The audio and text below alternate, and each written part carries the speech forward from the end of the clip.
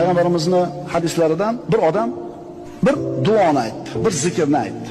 Malaikalar haligi bandani aytgan zikrini nechta savob deb yozishlikni bilmasdan Robbisi subhanahu va taologa murojaat qilishdi, iltijo qilishdi. Parvardigor, Alloh bandang shunaqa bir gapni aytdi, shunaqa bir zikr qildi seni, qancha savob yozishni bilmayapmiz uni daftariga.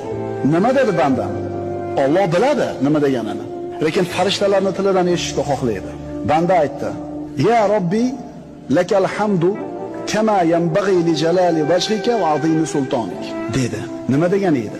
Ey Parvardigor, senga shunday hamd sano bo'lsin. Yuzingning ulug'ligi qanday bo'lsa, saltanatingning buyukligi qanchalik bo'lsa, shunga yarasha hamd sano bo'lsin dedi. Shunda farishtalar qancha savob yozishni bilmay qolishdi. Chunki farishtalar ham bilishmaydi Alloh taoloning yuzi qanchalar ulug', saltanati qanchalar buyuk. Yotib olinglar shu duoni.